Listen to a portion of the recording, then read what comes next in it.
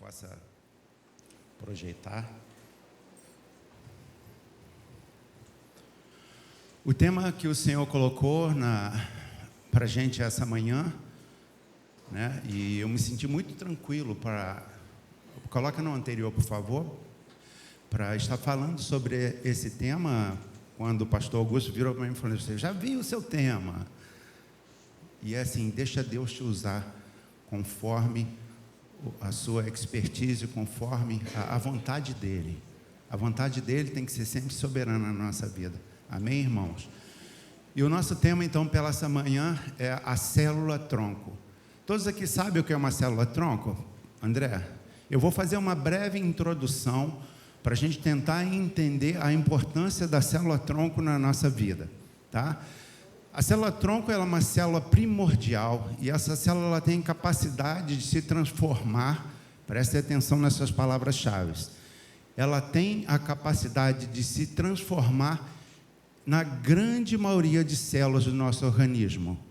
Ela pode ser transformada em célula sanguínea, ela pode ser transformada em célula gordurosa, ela pode ser transformada em células do intestino, ela pode se transformar em células musculares, ela pode se transformar em células neuronais, células do sistema nervoso, ela pode se transformar em células da pele, ela pode se transformar em célula óssea e principalmente em células sanguíneas. Por isso ela é tão utilizada hoje na medicina. A gente ouve tanto falar, principalmente na minha área que é a obstetrícia, da coleta das células tronco do cordão umbilical. Essas células são armazenadas e a gente nunca espera utilizar. Mas caso necessário, durante a vida da pessoa, caso ela desenvolva alterações e doença em alguma dessas estruturas que eu acabei de citar, essas células podem ser lançadas mão e são injetadas naquele tecido.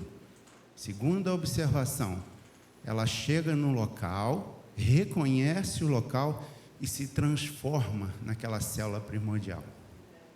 Olha que interessante. Então, por exemplo, a pessoa teve um infarto agudo do miocárdio. Esses estudos são recentes, ainda não há liberação. Por enquanto, elas são só administradas para as doenças hematológicas, linfoma, leucemias, e as curas são comprovadas. Terceira observação, essa célula pode trazer cura na nossa vida. Gravaram? Transformação, cura.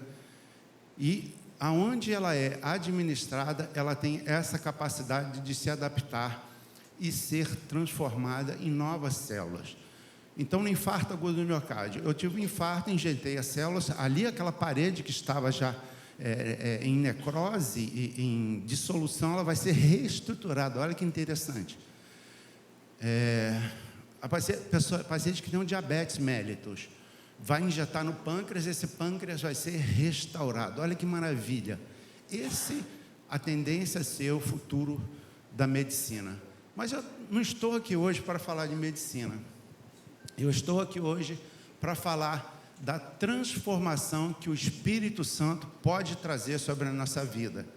E para isso eu vou utilizar 2 ou 3 exemplos, o terceiro, se eu tiver tempo para isso, mas Deus sabe de todas as coisas.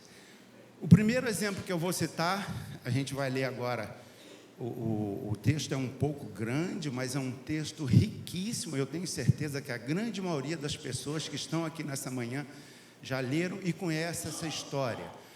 Mas, ao mesmo tempo, eu tenho certeza que Deus tem algo ainda a transformar na nossa vida. Amém? E, então, ele está em Josué, Josué 2, eu vou ler para vocês.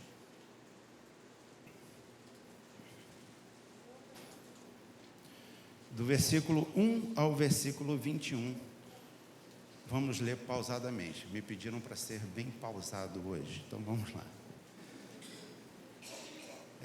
Ele vai falar então, os espias e Raabe. Eu tenho certeza que a grande maioria conhece essa história. Da localidade de Sitim, Josué, filho de Num, enviou secretamente 2 espias, dizendo: vão e observem a terra e a cidade de Jericó. Eles entraram na casa de uma mulher prostituta, cujo nome era Raabe, e pousaram ali. Então, a seguinte notícia chegou aos ouvidos do rei de Jericó: eis que esta noite vieram aqui uns homens dos filhos de Israel para espiar a terra. Por isso o rei de Jericó mandou dizer a Raabe: traga para fora esses homens que vieram a você e que estão aí em sua casa, porque vieram para espiar a nossa terra. Mas a mulher que havia escondido os 2 homens respondeu: é verdade que os homens vieram a mim, mas não sabiam de onde eram. Quando o portão da cidade ia ser fechado, sendo já escuro, eles saíram. Não sei para onde foram. Se forem depressa atrás deles, ainda o alcançarão. Ela, porém, os tinha levado para o terraço da casa e os que havia escondido entre as canas de linho que havia colocado em ordem no terraço. Aqueles homens foram atrás dos espias pelo caminho que leva aos vales do Jordão. E depois eles saíram, fechou-se o portão da cidade. Antes que os espias se deitassem, Raabe foi aonde eles estavam, no terraço, e lhes disse: bem sei que o Senhor Deus que o Senhor deu essa terra a vocês, e que o pavor que vocês estão causando caiu sobre nós, e que todos os moradores da terra estão derretendo de medo, porque ouvimos, olha que interessante, porque ouvimos o que o Senhor secou as águas do Mar Vermelho diante de vocês, quando saíram do Egito. Também ouvimos que vocês fizeram com os 2 reis dos amorreus, Seom e Og, que estavam do outro lado do Jordão, os quais vocês destruíram. Quando ouvimos isso, o nosso coração se derreteu. Todos ficamos desanimados por causa da presença de vocês, porque o Senhor, o Deus de vocês, é Deus em cima dos céus e embaixo da terra. E agora jurem pelo Senhor que, assim como usei de misericórdia para com vocês, vocês também usarão da misericórdia para com o meu pai, e me darão um sinal certo de que conservarão a vida do meu pai, da minha mãe, dos meus irmãos e das minhas irmãs, com tudo o que eles têm, e que livrarão a nossa vida da morte. Versículo 14. Então os homens lhe disseram: a nossa vida responderá pela de vocês, se vocês não denunciarem essa nossa missão. E quando o Senhor nos der essa terra, usaremos de bondade e de fidelidade para com você. Então ela os fez descer por uma corda pela janela, porque a casa em que ela morava estava construída sobre a muralha da cidade. E disse a eles: vão para o monte, para que os perseguidores não os encontrem. Esconda-se lá durante 3 dias, até que eles voltem, e depois sigam o caminho. Os homens lhe disseram: estaremos desobrigados desse seu juramento que nos fez jurar, se, quando entrarmos nessa terra, você não amarrar este cordão de fio escarlate na janela por onde você nos fez descer. E se você não reunir em sua casa o seu pai, sua mãe, os irmãos e toda a família de seu pai, quem sair para fora da porta da casa será responsável pelo que acontecer, e nós seremos inocentes. Mas se alguém puser a mão em algum que estiver com você dentro da casa, nós seremos responsáveis. E se você denunciar essa nossa missão, estaremos desobrigados dos juramentos que fizemos aqui. Versículo 21, que seja assim como vocês disseram. Então Raabe os despediu e eles se foram. E ela amarrou o fio escarlate na janela. A vida de Raabe é um grande ensinamento para todos nós. Raabe, ela poderia ser uma célula não tão nobre. Raabe tinha um contexto social para com aquela sociedade cananeia, que não era agradável aos olhos do Senhor. Mas essa marca que Raabe leva sobre ela, nesse primeiro momento, ela pode ser para nós um exemplo de fé. Pode ser para nós um exemplo de um instrumento usado por Deus. O nome de Raabe é citado na Bíblia em outros livros, Hebreus 11:31, onde aborda a fé que ela teve nesse momento, e também em Tiago 2:25, que fala que pelas obras dela ela foi justificada. Olha que interessante. A fé sem obras, ela é morte. Então ela foi justificada também pelas obras que ela exerceu ali naquele momento. No versículo 1 a gente vê que os espias são enviados. Josué escolhe 2, provavelmente dos melhores homens. Eles tinham uma missão tremenda, que era ir ao local, na militarismo a gente chama de fazer o recon, fazer o reconhecimento do local e traçar uma estratégia, porque o povo do Senhor era um povo de guerra, não é verdade? E vencia todas as batalhas. Assim como a gente vê Israel hoje, toda essa eficácia e técnica que eles têm no momento da guerra. Mas ali naquele momento, esses 2 são escolhidos e eles vão até o local. Versículos 2 e 3, a gente vê que ele entra na casa dessa mulher, ela entra na casa dessa prostituta. E Raabe ali, apesar de ser quem era, Raabe, naquele tempo, ali na região da Cananeia, as prostitutas, elas possuíam, de certa forma, o título de sacerdotisa para a religião deles. Ela era utilizada naqueles rituais religiosos, que a gente sabe bem como eles eram realizados. Então, Raabe, de certa forma, tinha um reconhecimento ali no local, apesar de ser uma prostituta. E ali Raabe começa nesse primeiro momento, quando os espias chegam à casa dela, que era uma casa num local estratégico. As muralhas de Jericó, elas têm tinham em torno de 3, ainda tem partes dela lá, mas em torno de 3,5 metros de largura. E isso permitia que casas fossem construídas sobre esse muro. E a casa de Raabe era uma delas.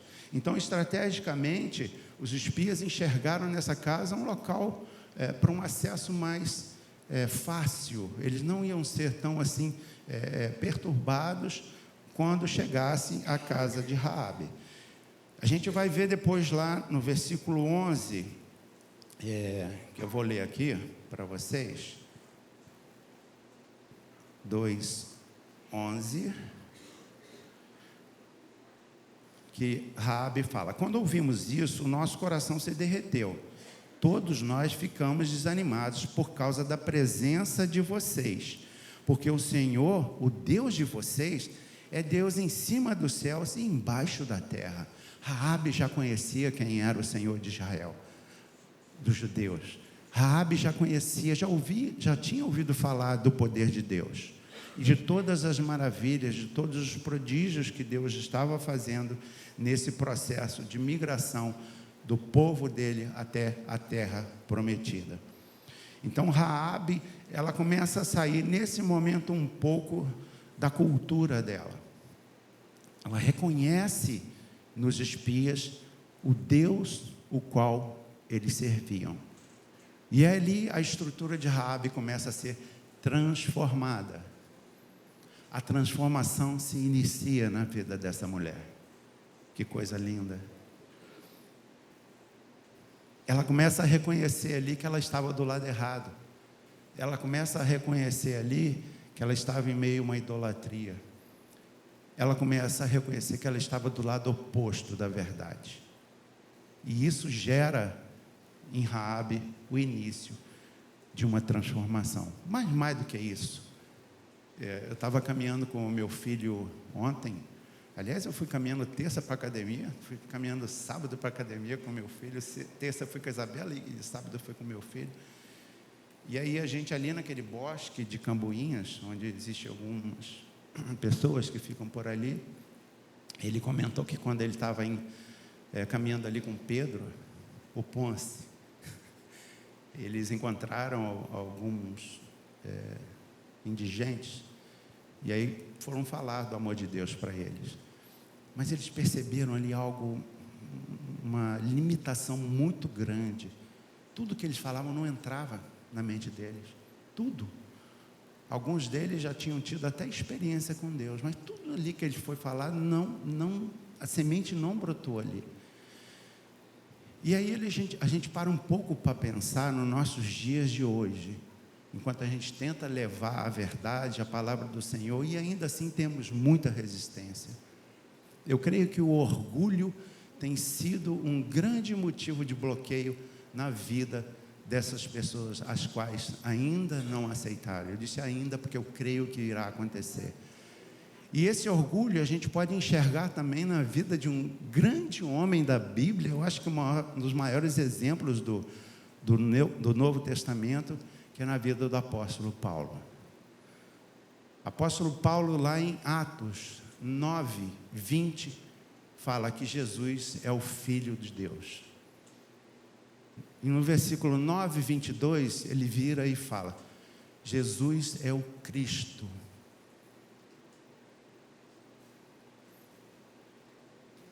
Jesus é o Messias. Alguns estudiosos entendem que entre esses dois versículos existe ali um hiato de 3 anos.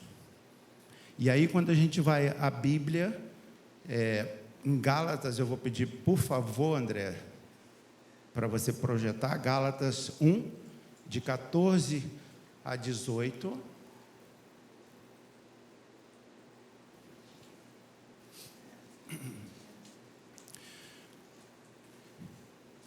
E na minha nação, isso o apóstolo Paulo falando, e na minha nação, quanto ao judaísmo, levava vantagem sobre muitos da minha cidade, sendo extremamente zeloso das tradições dos meus pais. Mas, quando Deus, que me separou antes de eu nascer e me chamou pela sua graça, achou por bem revelar o seu Filho em mim, para que eu pregasse entre os gentios, não fui eu imediatamente consultar outras pessoas. Nem fui a Jerusalém para encontrar com que já eram apóstolos antes de mim, mas fui para a região da Arábia e voltei outra vez para Damasco. Paulo ali fica durante 3 anos da vida, assim como os apóstolos ficaram 3 anos no ministério de Jesus, sendo ensinados, trabalhados, transformados. O apóstolo Paulo passa 3 anos iniciais após a conversão dele em Arábia, onde ele começa a ser também transformado, mesmo sendo quem ele era, conhecedor de toda a palavra da lei. Mesmo assim, Jesus o separa e o leva para a Arábia, onde ele foi aprender. E aí, saindo daí, imagina o Paulo, né? Eu estou pronto, eu sou o cara. E aí ele volta para Jerusalém. Quando ele volta para Jerusalém, ele vai pensando no caminho, liberdade poética. Eu vou chegar lá, estão aqueles galileus, de todos os discípulos, 10 eram galileus. E o galileu, naquela época, ele era visto como pessoas de segunda classe, iletrados, pessoas limitadas do ponto de vista intelectual. Então ele vai ao encontro da igreja primitiva que estava sendo formada, e quando chega lá, os apóstolos olham para ele e ficam com medo, porque sabiam quem era Saulo. E aí, batem a porta na cara dele. E ele não entende muito bem aquilo, fica um pouco indignado. E aí o próprio Deus vira para ele assim: Paulo, saia de Jerusalém. O que ele fez? Não saiu. Ele não saiu. Em uma segunda circunstância, Deus chegou a ele: Paulo, saia de Jerusalém. Ele havia falado para os helenistas, os helenistas já queriam matá-lo. E o que ele fez? Não saiu. Até o momento em que os apóstolos chegam para ele: Paulo, nós vamos tirar daqui. E vamos te levar para um outro local. Você vai morrer aqui. Seu ministério vai ser encerrado. E aí Paulo vai junto com eles. E Paulo é levado, sabe para onde, gente? Tarso, a cidade natal dele. E lá ele fica por mais 10 anos da vida dele. E o que aconteceu nesses 10 anos na vida do apóstolo Paulo? O orgulho dele foi trabalhado. E só após esse momento da vida dele, em que o orgulho dele foi trabalhado, Jesus fala para ele: agora sim, você está pronto, vamos para o combate. E aí a gente sabe tudo o que acontece através da vida do apóstolo Paulo. Talvez aqui nessa manhã, hoje, eu me coloco nessa posição. Muitas das vezes, por orgulho, eu deixei de ouvir a Deus. Muitas das vezes, por orgulho, eu deixei de desempenhar o que Deus tinha para mim, mas acima de tudo, o que Deus queria fazer através de mim para o reino dele. Presta atenção, meu amado. Deus, ele conta com a gente. Mas se você não está disposto, ele vai chamar uma outra pessoa. Na verdade, somos nós que dependemos de Deus, e não Deus que depende da gente. Nós não podemos fazer nada sem a presença de Deus. Leia-se o Espírito Santo em nossa vida, amém?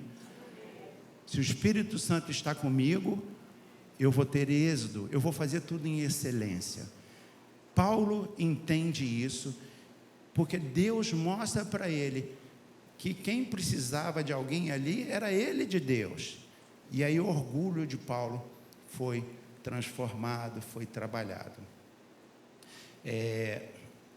Na prática, Deus está mais interessado em nós, quem nós somos, do que o que nós, de quem nós somos, do que o eu sou. Eu sou um médico, mas Deus me usa como médico, lógico, mas não está interessado porque eu sou médico. Ele está interessado aqui, mente e o meu coração. Ele vê em nós a capacidade de gerar frutos e de transformar vidas para o reino do Senhor. Amém, amada igreja? E Raabe passa por esse processo de transformação quando ela decide romper com o ambiente ao seu redor, ao meio que ela estava inserido. Raabe ali, ela recebe como se fosse uma nova célula tronco. E a presença do povo de Deus, a presença dos espias na casa dela, já começa a gerar na vida dela uma transformação. E aí a gente vai perceber outros sinais dessa transformação. Eu estou empolgado. Outros sinais dessa transformação na vida de Raabe. Raabe já havia ouvido falar de Deus, e isso já demonstra nela fé. E a fé gera em nós um potencial de transformação, não é verdade? Se eu tenho fé para realizar aquilo, essa transformação ela vai decorrer de uma forma mais natural. Mas para mim, o versículo que supera todos os outros é o que fala: bem sei que o Senhor vos deu essa terra. E lá no 11, quando ele fala: o Senhor Deus o Deus de vocês é um Deus acima dos céus e embaixo da terra. Sabe o que ela está falando aqui? O seu Deus é soberano. Tu és soberano, Senhor. Raabe aqui é transformada. Aqui aconteceu a transformação de Raabe. Não é lindo isso? Ela deixa tudo que estava em volta dela, as coisas que ela fazia de errado. E olha, gente, certamente ela teve medo, porque ela sabia as consequências sobre a vida dela que ela teria se o rei de Jericó descobrisse que ela deu o suporte para os espias. Mas ainda assim ela prefere correr esse risco. Ainda assim ela lança a mão do medo, da insegurança, das ameaças que o próprio rei já havia feito. E aí ela começa a usufruir do poder de Deus na vida dela, porque ela sabia das obras que Deus já havia feito. Romanos 12, 2. Você consegue botar para mim, André, por favor? Raabe, então, ela é transformada. Em Romanos 12, 2, está escrito assim: e não vivam conforme os padrões desse mundo, Raabe, mas deixem que Deus os transforme pela renovação da mente, para que possam experimentar qual é a boa, agradável e perfeita vontade de Deus. A vontade de Deus, ela tem que ser perfeita na nossa vida. O que a gente faz para Deus tem que ser algo agradável. Aquilo tem que gerar alegria em nosso coração. Um golinho de água.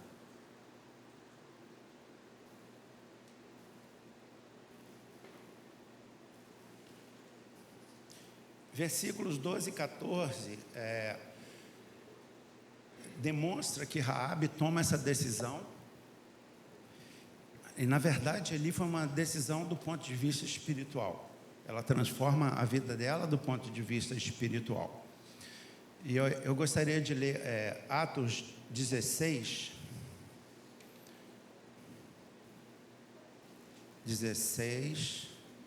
acho que eu vou começar no 27, irmão.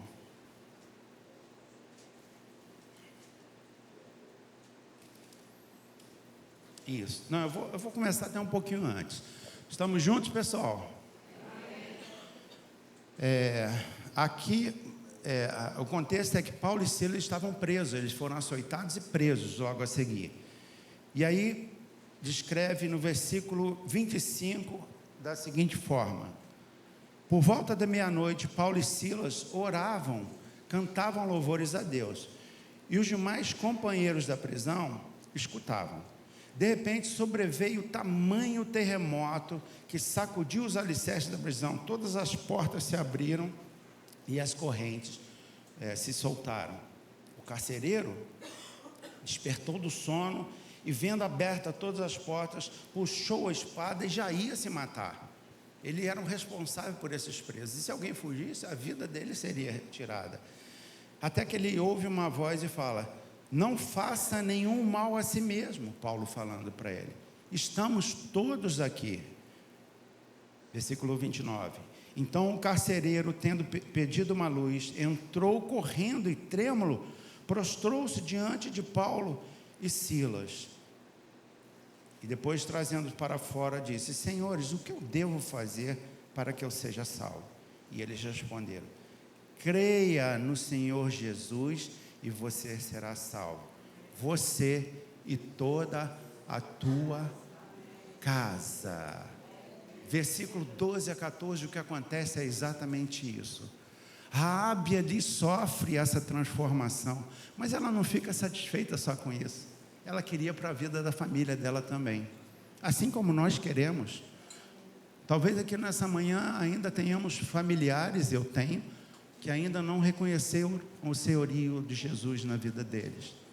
Mas tenhamos bom ânimo, porque o momento de cada um, eu creio que irá chegar. Amém? Raabe, naquele momento de transformação, ela enxergou que o que ela estava fazendo sobre a vida dela era a melhor coisa que ela podia fazer. E aí ela entende que ela deveria estender essa bênção também sobre a filha, sobre a família dela. E aí ela pede, através dessa decisão espiritual, e ela entende que ela poderia mudar o destino de toda a família dela. E é isso que nós também queremos, não é verdade? E aí ela pede, 12, 14, para que a vida da família dela fosse poupada. Que coisa maravilhosa, não? Ela entende o propósito. Versículos 15 e 16... ela vai dar um passo a mais e passa a ser uma participante ativa desse processo de livrar os espias de serem mortos. Ela pega uma corda, amarra na janela e eles fogem por ali. Nesse momento ela encontra um propósito e passa a ser uma pessoa ativa no reino. Quando Jesus nos recruta, Ele espera que todos nós sejamos ativos no reino, passivos no reino. Porque quem entende o propósito da salvação não consegue ficar parado, não consegue ficar frio. A tendência é que todos nós possamos ser ativos no reino. E é isso que eu creio que o Espírito Santo anseia e deseja a cada um de nós nessa manhã. Quando a gente vê às vezes aqui os pastores chamando, pedindo ajuda, pessoas para o trabalho, É isso, gente. A gente tem que ser mais ativo nesse momento e ajudar. Sabe por quê? O reino não se constrói sozinho. A gente vai ver mais à frente o segundo exemplo que eu vou citar, que não pode ser sozinho, tá? A gente conta com a ajuda dos outros. Eu vou tentar adiantar um pouquinho, pessoal. Então ela passa de espectadora para participante. Versículo 17 e 20 vem a nos trazer a obra redentora da salvação de Raabe. Os espias viram para ela como que você deve fazer para você ser salva. Você, não só você, mas toda a sua família. Você vai pegar essa fita vermelha, uma fita escarlate, e vai amarrar sobre essa janela, que foi a janela que você utilizou para nos salvar, para promover a nossa fuga.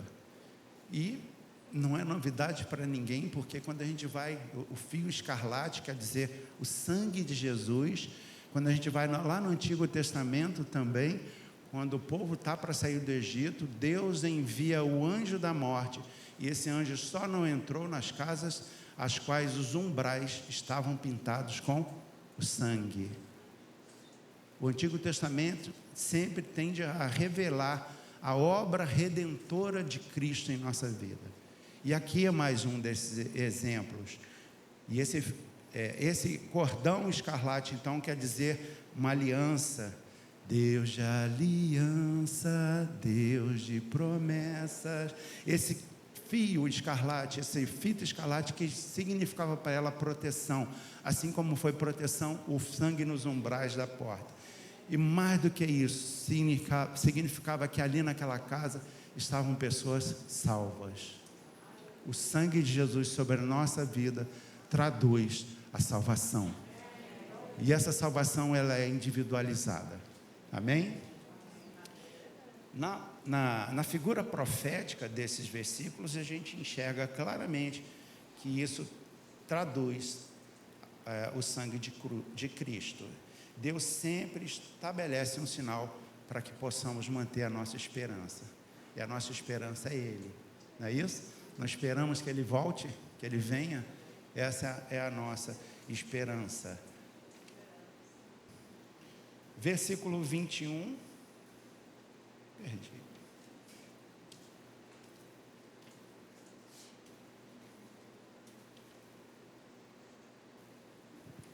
Versículo 21, eu vou ler, finalizando aqui então.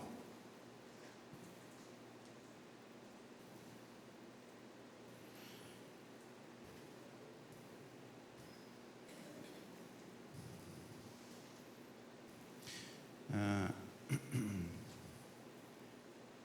31. Isso é uma pausa só para vocês respirarem, tá?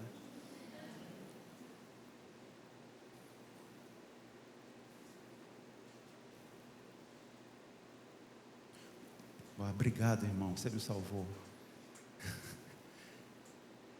Versículo 21, finalizando, então, ela disse que seja assim como vocês disseram. Então Raabe os despediu e eles foram, e ela amarrou o cordão escarlate na janela.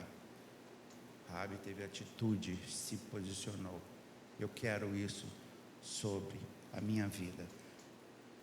Vou pegar carona aqui em Êxodo, para a gente poder dar o nosso próximo exemplo. Lá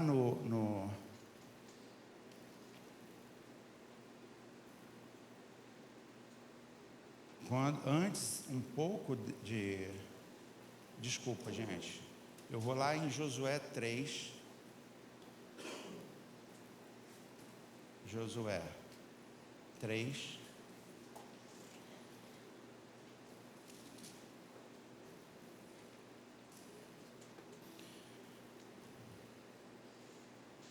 após a história de Raabe, a Bíblia vai relatar sobre a continuidade do processo da vitória do povo de Deus para adquirir a cidade de Jericó.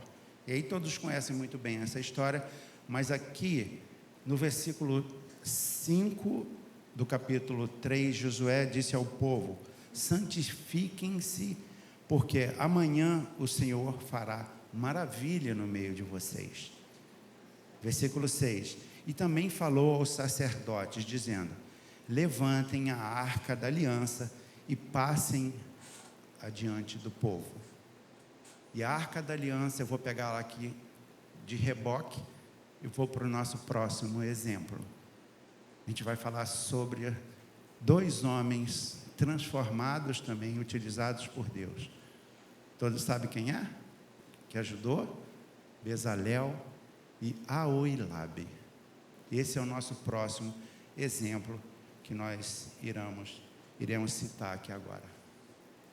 E a história desses 2 homens, ela está em Êxodo 31, versículos de 1 a 11.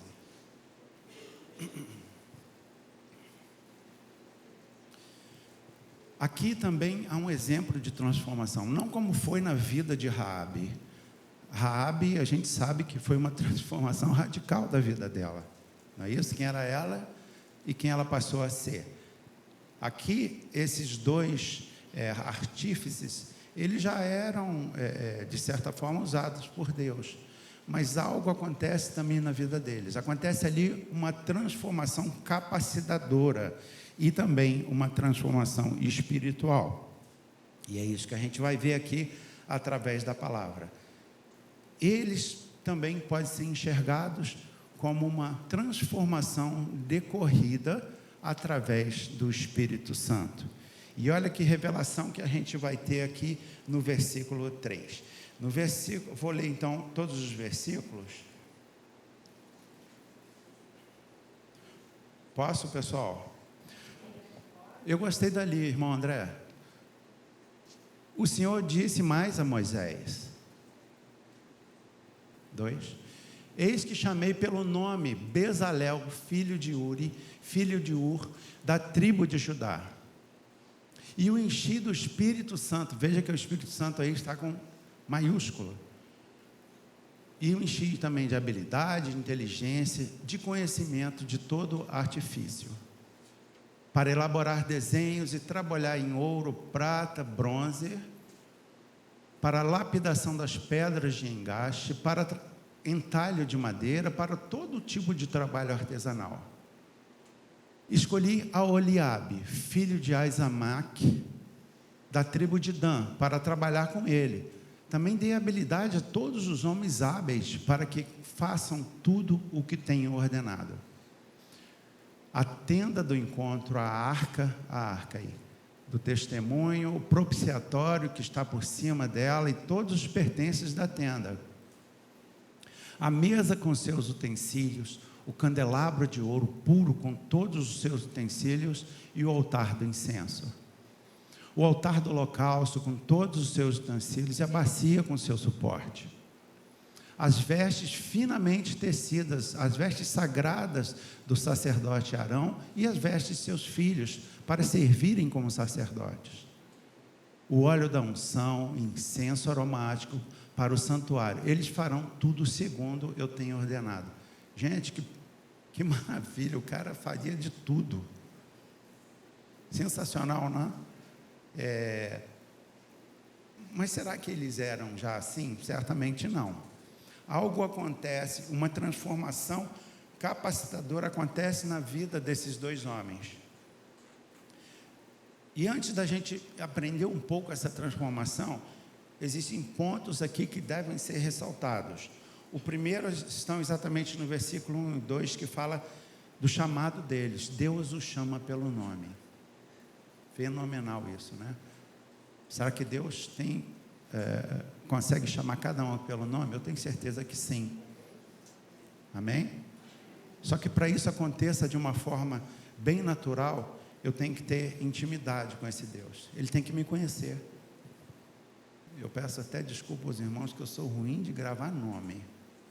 Às vezes eu encontro com o irmão: oi irmão, tudo papai, shalom. Mas eu não lembro o nome, mas Deus guarda todos os nomes. Então, se algum dia eu passar por você te cumprimentar e não falar o teu nome, não fica triste comigo não, eu tenho minhas limitações. mas a grande maioria aqui, eu sei o nome. E para conhecer, a gente tem que ter intimidade. Como assim Deus quer essa nossa intimidade a cada dia.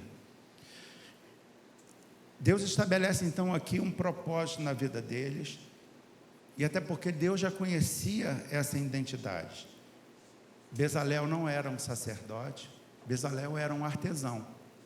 Talvez tenha passado até por momentos de baixa autoestima. Quem sou eu? O que eu tenho feito para Deus? Já aconteceu com vocês isso? O que eu tenho feito para Deus? Será que eu sou capaz? Eu tenho capacidade verdadeiramente para poder fazer o que Deus tem me levantado e pedido de mim? Não deixe que essas palavras bloqueiem o plano do Senhor na vida de vocês, amém? Se Deus te chamou é porque Ele te conhece, Ele te chamou pelo nome. Então, não existe, na verdade, um pequeno chamado para o Senhor, né? A todos aqui que Ele chama, Ele tem. Eu cheguei aqui de manhã, a irmã estava com um cafezinho ali, eu falei, olha, o que vocês estão fazendo aqui hoje tem tamanha importância igual a que eu vou fazer lá no púlpito. Porque se cada um de nós fizer o melhor para o Senhor, a tendência é que tudo flua de uma maneira maravilhosa. Buscar a cada dia excelência, não é verdade? Por quê? Porque é para Deus. E aí o versículo 3, ele é revelador. Ele vai falar então que o próprio Deus falando que encheu do Espírito de Deus, de sabedoria, entendimento, ciência e todo artifício. Eu tive a curiosidade de pesquisar essa expressão Espírito de Deus. Ela é citada lá em Gênesis 4:38 também, quando o faraó olha para José, vê que ele tinha o Espírito de Deus, e está escrito com um E maiúsculo. E aí a segunda vez é exatamente com Bezalel. Olha a importância desse acontecimento. Bezalel era, até que se provasse ao contrário, uma pessoa como cada um de nós. Mas a transformação capacitadora na vida dele foi através do Espírito Santo. E assim tem que ser nas nossas vidas. Gente, nós não somos nada, não somos capazes de nada. Se o Espírito Santo não estiver conosco, nós não somos nada. Por isso que quando eu comecei aqui o culto, eu falei, Espírito Santo, tens total liberdade sobre este local, sobre as nossas mentes. Nossa vida tem que ser transformada e edificada através do Espírito Santo. Amém? E assim Deus nos capacita para executar a vontade dEle. E olha que interessante, quando a gente parar para pensar no que eles não fizeram pouca coisa, né? Eles trabalharam ouro, prata, bronze, a roupa do sacerdote Arão. Mais do que isso, eles edificaram o tabernáculo. E o tabernáculo significava a presença de Deus para aquele povo. Então, a capacitação dele foi também de importância espiritual tremenda, porque ali aquele povo passou a ter um encontro com Deus. Deus se fazia presente nos santos dos santos, falei certo, não é? Através da obra desses homens, eles mudaram a perspectiva e aproximaram mais ainda a presença de Deus para aquele povo. Por isso a gente tem que sempre fazer o melhor possível para Deus. Versículo 6, ele vai falar desse chamado mais uma vez, mas aí eu vou lá no versículo 36 e 1, você projeta por favor para mim, estou te dando trabalho, irmão. 36, 1.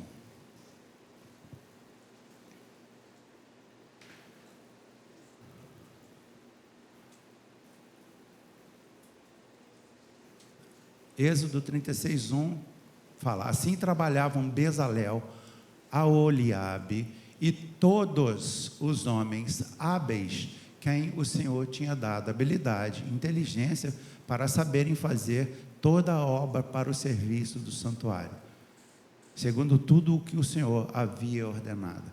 A gente vê aqui então uma extensão dessa capacitação, uma extensão dessa transformação, não só para Bezalel e Oliabe. Outros homens foram também transformados, habilitados, com inteligência, com expertise no manuseio desse material. Sabe o que quer dizer? Com quem você tem andado? Quem tem sido seu parceiro? Quem tem influenciado na tua vida como cristão? O mundo? Ou os nossos irmãos aqui? Da mesma forma que você pode receber influências aqui dentro, você pode receber as influências externas. Mas aqui dentro a sua vida será transformada, sua vida será edificada. Você vai ser um homem e uma mulher grandemente usada pelo Senhor. Amém? Deus levanta então ajudadores, colaboradores. Deus levanta parceiros de visão. E eu tenho certeza que é isso que vocês têm orado, para que o Senhor envie esses parceiros de visão. Versículo 7 e 9, eu já estou terminando.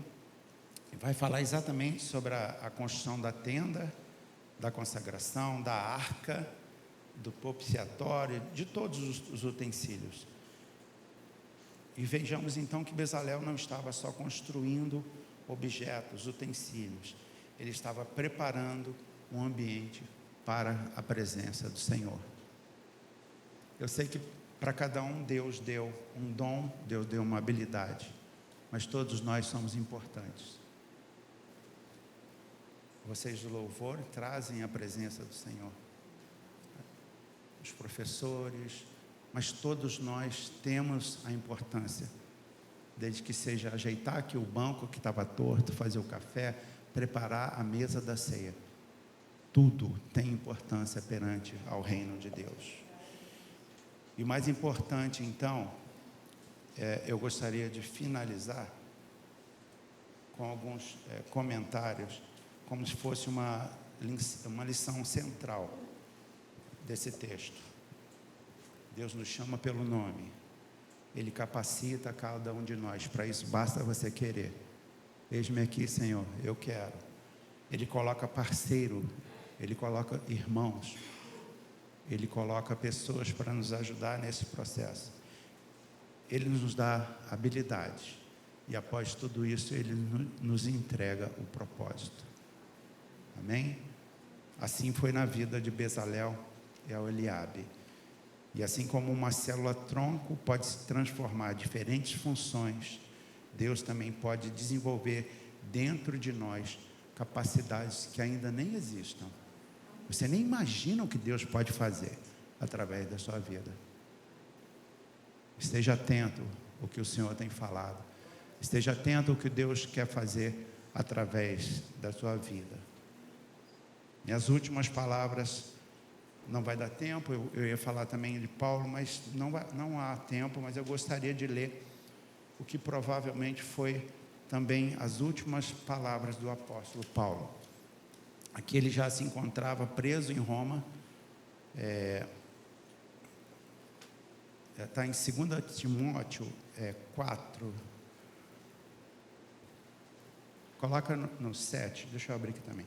Talvez aqui as últimas palavras dele, ele estava preso, todo mundo sabe. E aí ele vai pedir, né, eu pedi a capa dele, porque, gente, aquela prisão lá era um local frio.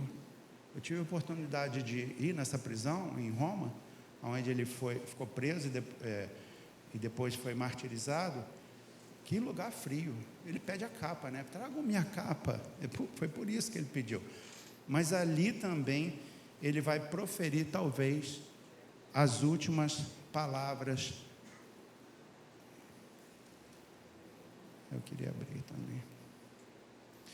Começa, por favor, no 4.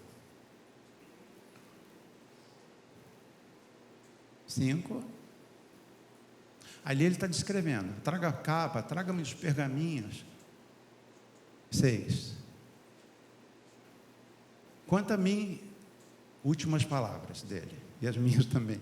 Quanto a mim, já estou sendo oferecido por libação, e o tempo da minha partida chegou. Combati o bom combate, completei a carreira, guardei a fé.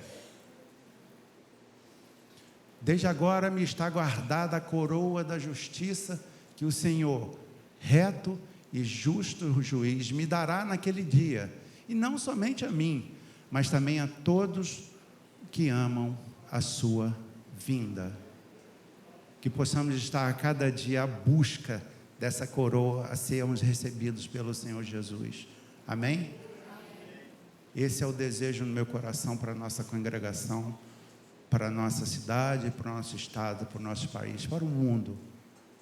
Conhecereis a verdade, e a verdade vos libertará. Amém? Uma salva de palmas para Jesus.